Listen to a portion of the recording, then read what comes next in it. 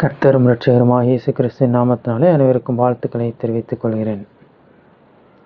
கர்த்தருடைய நல்ல நாமம் மகிமைப்படுவதாக.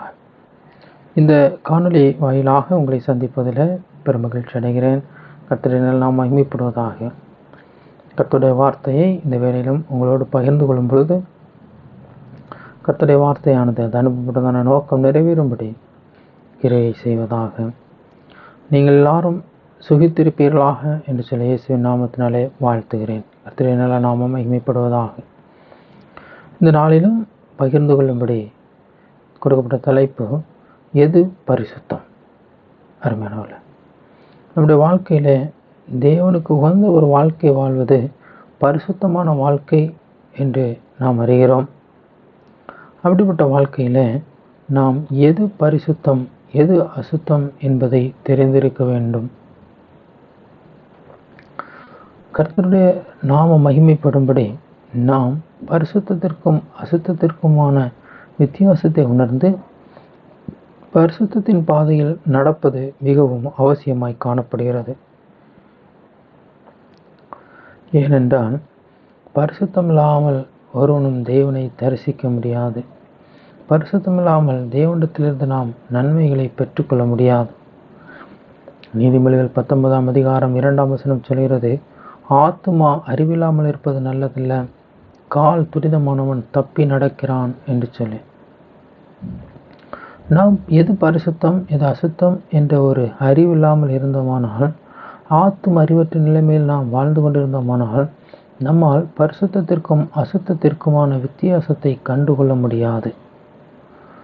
வேதத்தை நாம் திருப்பி பார்க்கும் பொழுது எது பரிசுத்தம் எது அசுத்தம் என்பதை மிக தெளிவாக குறிப்பிட்டு காண்பிக்கிறது.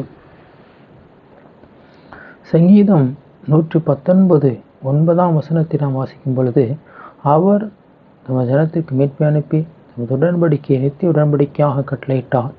அவருடைய நாமம் பரிசுத்தமும் பயங்கரமுமானது. அருமையானவர்களே, அவருடைய நாமம் மாத்திரம் பரிசுத்தமானது. அவருடைய நாமம் என்ன? ஏசாயா 42:8 சொல்கிறது, நான் கர்த்தர், இது என் நாமம். ஏசாயா தீர்க்கதரிசி மூலமாக ஆண்டவர் வெளிப்படுத்தியிருக்கிறார். நான் கர்த்தர், இது என் நாமம். அதன் பிறகு யெகோவா என்னும் நாமத்துடைய தேவரீர் ஒருவரே பூமி அனைத்தின் மீதும் ராஜா என்று சொல்லி ஒரு வேதவசனத்தில் கூறப்பட்டிருக்கிறது. எனவே நம்முடைய கர்த்தருடைய நாமம் பரிசுத்தமானது.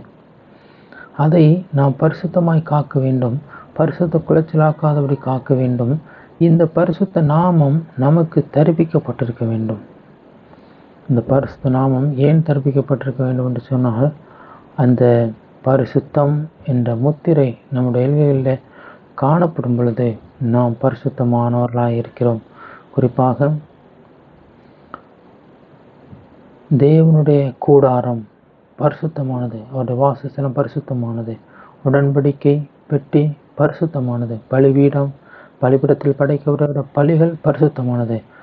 என்றாலும் எல்லாவற்றையும் பரிசுத்தமாக்குகிறவர் நம்முடைய கர்த்தர். நான் கர்த்தன், இது என் நாமம் என்று அவர் கூறியிருக்கிறார். அருமையானவர்களே, இந்த பரிசுத்த நாமத்தை நாம் அறிந்து உணர்ந்து அதற்கேற்ற ஒரு பரிசுத்தத்திலே வாழ வேண்டியது எத்தனை அவசியமாக இருக்கிறது. காரணம், இம்மையிலே நாம் வாழ்ந்து மறுமையிலே தேவனோடு நித்தியத்தை கழிப்பதற்கு நமக்கு இந்த பரிசுத்த வாழ்க்கை மிகவும் அவசியமாக இருக்கிறது என்பதை நான் இந்த வேளையில் உங்களோடு நான் உணர்த்த விரும்புகிறேன். லேவியராகமம் 21ஆம் அதிகாரம் 6ஆம் வசனத்தில், தங்கள் தேவனுடைய நாமத்தை பரிசுத்த குலைச்சல் ஆக்காமல் அவருக்கேற்ற பரிசுத்தராய் இருப்பார்களாக என்று சொல்லி வேத வசனத்தில் கூறப்பட்டிருக்கிறது. நாம் அவருக்கு ஏற்ற பரிசுத்தத்தில் காணப்பட வேண்டியது மிகவும் அவசியமாக இருக்கிறது என்பதை நாம் இதில் புரிந்து கொள்ள முடியும். நமக்கு ஒரு சில விஷயங்கள் இது சுத்தம், இது சரி, இது நியாயம் என்று படும். என்றாலும் வேத வசனத்தின்படி நாம் நம்மை ஒத்து பார்க்க வேண்டியது மிகவும் அவசியமாக இருக்கிறது. வேதம் சொல்கிறது, நாம் அவருக்கு ஏற்ற பரிசுத்தமாக இருக்க வேண்டும் என்று சொல்லி. அருமையானவர்களே, எது பரிசுத்தம்? கர்த்தருடைய நாமம் பரிசுத்தம். நாம் என்ன செய்ய வேண்டும்? அந்த பரிசுத்த நாமத்தை அண்டிக் கொள்ள வேண்டும். நாம் என்ன செய்ய வேண்டும்? அந்த பரிசுத்த நாமத்திற்கு ஏற்ற, அவருக்கேற்ற பரிசுத்தர்களாய் நாம் இருக்க வேண்டும். இந்த அவருக்கேற்ற பரிசுத்தத்தை நாம் எவ்வாறு பெற்றுக்கொள்ள முடியும் என்று சொன்னால், 2 காரியங்களை நான் குறிப்பிட விரும்புகிறேன். முதலாவதாக என்னாகமம் 20ஆம் அதிகாரம் 12ஆம் வசனத்தில் ஒரு சம்பவத்தை நாம் பார்க்க முடியும். மோசே, ஆரோன் என்பவர்கள் அந்த தண்ணீரை புறப்பட்டு வர செய்ய சூழ்நிலையில அவர்கள் பரிசுத்தம் பண்ணும்படி அவர்கள் விசுவாசிக்கவில்லை என்று சொல்லி கர்த்தர் கூறுகிறார். அருமையானவர்களே, நாம் நம்முடைய தேவனை விசுவாசிக்க வேண்டும். எந்த சூழ்நிலையிலும் அவர் கர்த்தர் என்பதை நாம் அறிந்த பிறகு, அவர் சர்வ வல்லவர், அவர் எல்லாவற்றையும் அறிந்தவர், அவருடைய நாமம் பரிசுத்தமானது. எனவே அவர் எனக்கு எல்லாவற்றையும் செய்வார், நான் என்னுடைய வாழ்விலை பெற்றுக்கொள்ள வேண்டும் என்று அவர் தீர்மானித்திருக்கிற எல்லாவித நன்மைகளையும் என்னுடைய வாழ்விலை செய்வார் என்ற ஒரு விசுவாசத்தை நாம் கொண்டிருக்க வேண்டும். அந்த விசுவாசத்தை நாம் கொண்டிருக்கும் பொழுது அவருடைய நாமத்தை நாம் பரிசுத்தம் பண்ணுகிறோம். முதல் தரமானவைகள் எல்லாம் என்னுடையவைகள் என்று சொல்லி கர்த்தர் வேதத்திலே கூறியிருக்கிறார். எனவே முதல் தரமான எல்லாவற்றையும் அவருக்கு நாம் செலுத்த வேண்டும். குறிப்பாக தசம பாகம் செலுத்த வேண்டும். அதன் பிறகு நம்முடைய நேரங்களில் முதல் தரமான நேரங்கள், அதிகாலையில் எழுந்தது கர்த்தரோடு நாம் செலவிட வேண்டும். நாம் எந்த ஒரு காரியத்தையும் செய்ய ஆரம்பிக்கும் பொழுது முதலாவது தேவனிடத்திலே ஆலோசனை கேட்க வேண்டும். அவரிடத்திலே நம்முடைய காரியங்களை ஒப்பு கொடுக்க வேண்டும். நாம் அவ்வாறு செய்யும் பொழுது முதலாவது நம் தேவனை முன்னிலைப்படுத்தி அவருடைய நாமத்தை நாம் பரிசுத்தப்படுத்தி அவருடைய நாமத்தின் மீது உள்ள விசுவாசத்தை அறிக்கையிட்டு எந்த காரியங்களாக இருந்தாலும், வாழ்க்கையிலே முன்னெடுத்து செய்ய புதிய காரியங்களாக இருந்தாலும், எதுவாக இருந்தாலும் நாம் அவரை முன்னிறுத்தும் பொழுது நாம் அவரை பரிசுத்தம் பண்ணுகிறோம். அது நிமித்தம் நம்முடைய வாழ்விலே அவர் நமக்கு நன்மை செய்கிற தேவனாய் நம்மோடு இருக்கிறார்.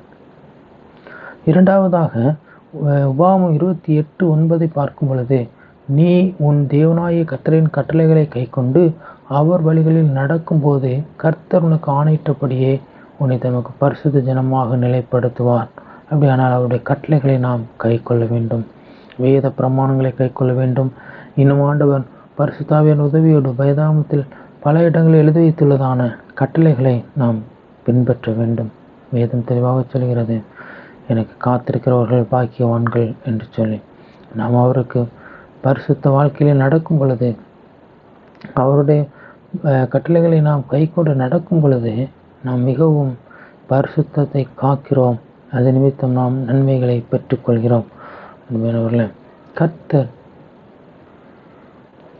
நமக்கு பரிசுத்தமாய் வாழ கட்டளையிட விரும்புகிற ஒரு காரியம் ஏன் என்றால், லேவியராகமம் 22:9 சொல்கிறது, பரிசுத்தமானதை பரிசுத்த குலைச்சல் ஆக்குகிறது நிமித்தம் பாவம் சுமக்கிறார்கள். மனிதர்களுடைய இலைகளிலே பாவம் வருகிறது. எனவே தேவனுடைய நாமம் பரிசுத்தம். என்னுடைய நாமத்தை வீணிலே வழங்குகிறவனை தண்டியாமல் விடேன் என்று சொல்ல வேதத்திலே கூறியிருக்கிறார். எனவே கர்த்தர் நாமத்தை வீணிலே விளங்காதபடிக்கு அவருடைய நாமத்துக்கு ஏற்ற பரிசுத்தத்தை நாம் காக்க வேண்டும். வேதத்தில் அநேக காரியங்களை தேடி பார்த்தாலும் ஒன்றை மாத்திரம் நாம் பரிசுத்தம் என்று அறிந்து கொள்ள முடியும். அது அவருடைய நாமம் மாத்திரமே. அநேக காரியங்கள் பரிசுத்தம் என்று எழுதப்பட்டிருந்தாலும் எல்லாவற்றையும் பரிசுத்தமாக்குகிறவர் நம்முடைய தேவனாகிய கர்த்தர். எனவே இன்று நாம் தேவனுடைய ஆலயமாக இருக்கிறோம். நம்மை பரிசுத்தமாக்குகிற நம்முடைய தேவன் நம்மை பரிசுத்தமாக்கி இருக்கிறார். பரிசுத்தமானது அது தேவனுடைய ராஜ்யத்துக்குரிய ஒரு காரியம். எனவே தேவனிடத்தில் நாம் கேட்டு பெற்றுக்கொள்வோம். தேவனே, நீர் என்னை பரிசுத்தப்படுத்தும்.